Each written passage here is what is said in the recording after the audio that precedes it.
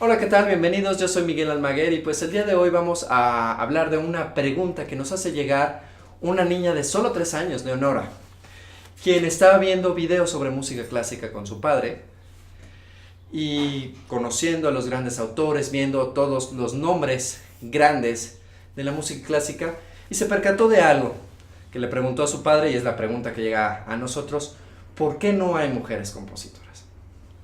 Y bueno, de entrada, hay que decir que sí hay muchas mujeres compositoras y muy buenas, afortunadamente.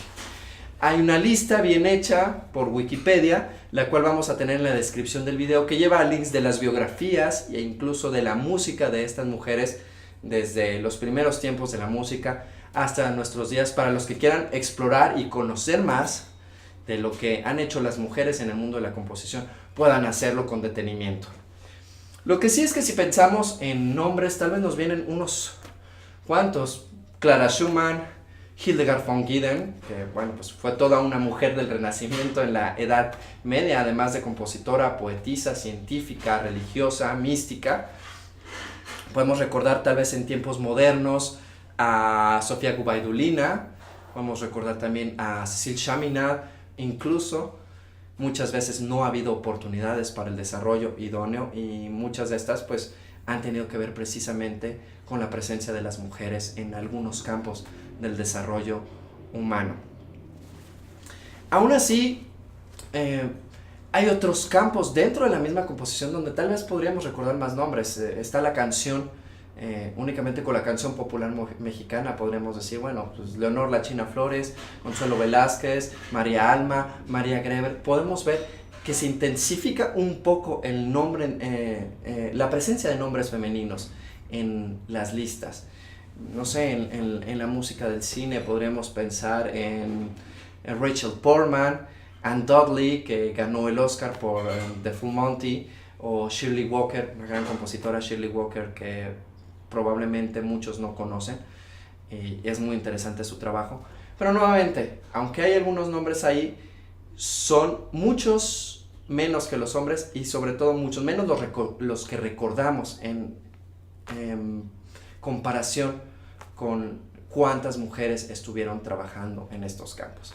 Hablando de las oportunidades, alguna autora, historiadora, exploraba la posibilidad de que, como las mujeres fueron relegadas a las actividades musicales domésticas, sus clases de piano, tocar en las festividades familiares, en los eventos sociales, su composición se abocaba a este tipo de expresiones, a las expresiones cortas e íntimas, y por lo tanto en el mundo de la música clásica, de las grandes sinfonías, de las grandes orquestas, tuvo mucho menos lugar para ser valorado. Me parece una visión bastante interesante. Sin embargo, justo tengo algún tiempo pensando alrededor de este tema por una vertiente distinta. Recuerdo alguna entrevista que se le hacía justamente a mi maestro de composición y yo estaba presente. Fue justo después de unos seminarios de composición que él impartió, y le preguntaban: ¿qué diferencia ves entre tus alumnas y tus alumnos de composición? Y él mencionaba que algo que le llamaba mucho la atención del trabajo es que, si bien las alumnas solían presentar composiciones muy complejas, muy detalladas, llenas de cosas increíbles en pequeña escala, sus alumnos compositores eran mucho más descuidados en estas cuestiones. Sin embargo, sus estructuras solían ser mucho más grandes. No somos los hombres y las mujeres iguales del todo, y esto es una cosa muy buena. El que no seamos iguales del todo, conste, no tiene que ver con que seamos o no iguales en cuanto a derechos y posibilidades de desarrollo, pero sí evolutivamente hubo momentos en que nuestros cerebros se especializaron a ciertas funciones distintas. También recuerdo de cuando era muy niño haber visto un documental donde se hacía un experimento con laberintos. Entraba un grupo de hombres a un laberinto físico y un grupo de mujeres. Los hombres salían mucho más rápido que las mujeres del laberinto. Se concluía con este experimento que los hombres tenían una disposición mayor al sentido de orientación. Esto es algo que muchos hombres estarán vitoreando. Sin embargo, lo más interesante del experimento es que se les permitió a los mismos grupos, intentar el laberinto una segunda ocasión. En esta ocasión a los hombres les tomó casi el mismo tiempo que la primera vez salir del laberinto, mientras que las mujeres lo hicieron muchísimo más rápido y salieron antes que el grupo de hombres la segunda ocasión. Quien hizo este estudio analizaba que desde la época antigua, en donde había actividades muy especializadas, el reconocimiento de patrones del alrededor era más importante para las mujeres y el sentido de orientación para viajar era más importante para los hombres, y había ciertas cualidades que se habían especializado. De estas cuestiones me he puesto a reflexionar en que de la época en que no dábamos iguales derechos a todos, a esta época en la que queremos que haya derechos iguales, pero también que todos seamos iguales alrededor, estamos perdiendo una posibilidad muy interesante, que es explorar nuestras diferencias. Y esto me ha llevado a una reflexión que es en el arte, las grandes artes que se manifiestan en su plenitud en una época donde la visión masculina de la construcción social, de cómo hacer las cosas, era predominante. También se le da a la figura del arte una visión principalmente masculina en cómo debe ser construido. Y nos hemos perdido el disfrutar opciones diferentes en cómo construir, en cómo manifestar expresión humana. Creo que hay toda una posibilidad de expresión artística en general, y en este caso específicamente en la composición musical, que sería interesante explorar y sería interesante conocer de entrada. Y bien, quiero hablar en específico de tal vez la compositora que más recordamos, o de la primera que oímos mencionar en el mundo de la música clásica. Yo recuerdo desde estudiante oír mencionar su nombre como la compositora Clara Wieck, a quien todos recordamos por su nombre de casada, al tomar el apellido de su esposo, Clara Schumann. Ella fue una virtuosa del piano. Hay que recordar que en esta época, como decíamos, había muchas niñas que estudiaban piano y desde temprana edad se destacaban como virtuosas. La gran diferencia de Clara es que toma esto como la carrera a futuro y se desenvuelve en los escenarios dando recitales, al igual que figuras como Franz Liszt. Entonces, desde su época fue muy reverenciada como gran intérprete y una de las pianistas más importantes en Europa en su tiempo. Y estamos hablando del tiempo de los grandes pianistas del virtuosismo romántico. También Clara Schumann hubo una época en la que destacó grandemente como compositora, al igual que muchos prodigios de la composición. Empezó desde niña a componer y tenía, por ejemplo, su concierto para piano ya hecho para su temprana adolescencia. Algo que llama mucho la atención es que cerca de sus 30 años, cuando ya estaba casada con Robert Schumann, uno de los compositores más importantes de la historia, también era admirada como músico por Johannes Brahms, otro de los grandes nombres de la composición de toda la historia. Clara Schumann entra en una gran depresión, se considera a sí misma una inútil y deja de componer. Aunque es uno de los nombres que más son mencionados como de las grandes compositoras clásicas y que más recordamos, padeció este gran problema.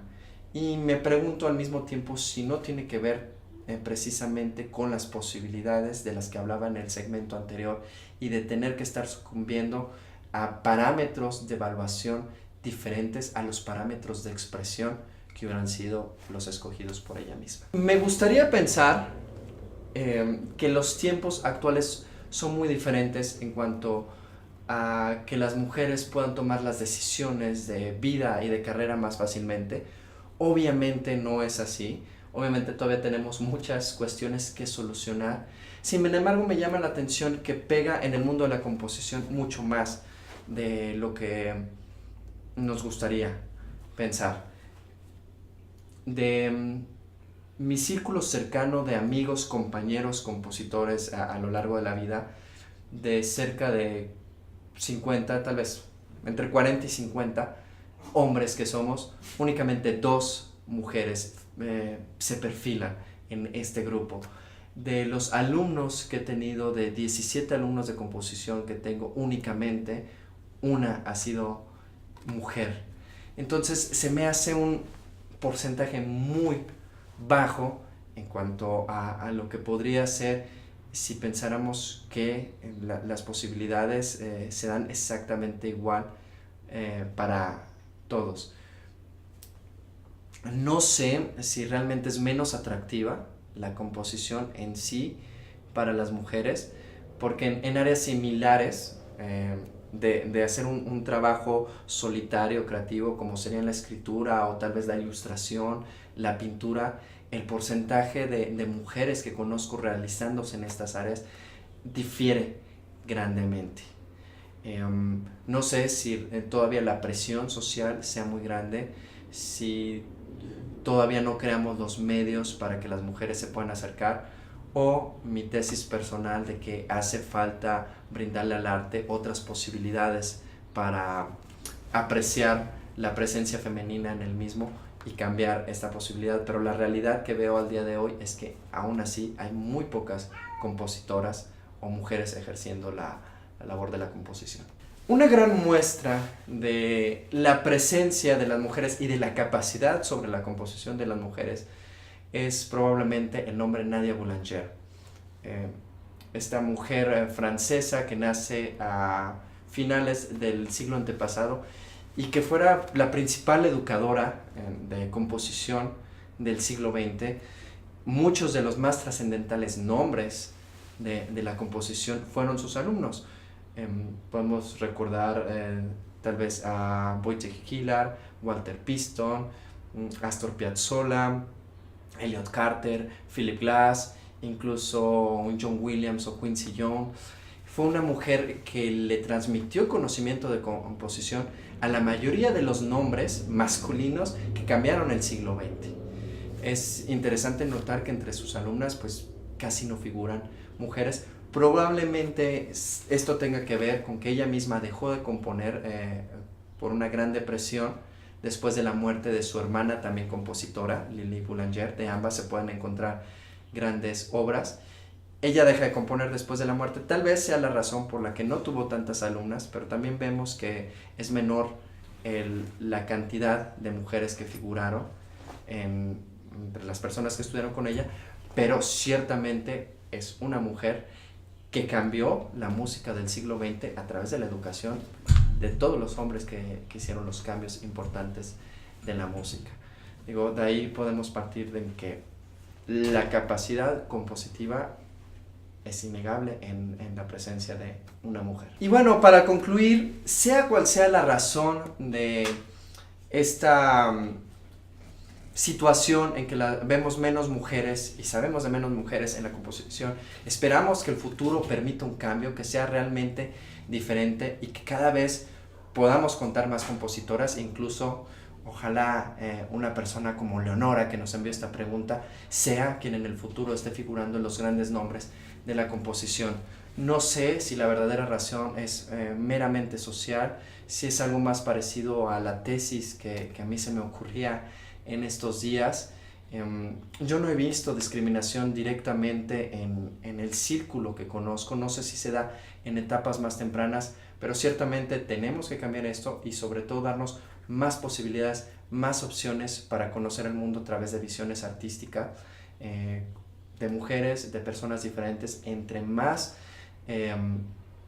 posibilidades tengamos en el arte para conocer el mundo, que es para lo que es, para comunicarnos de las cosas que hay en el mundo, pues más rica va a ser nuestra sociedad. Muchísimas gracias por tu pregunta, Leonora, y pues nos vemos próximamente. Síganos en redes sociales, pues está aquí la dirección de Facebook para que nos agreguen rápidamente. Hasta pronto.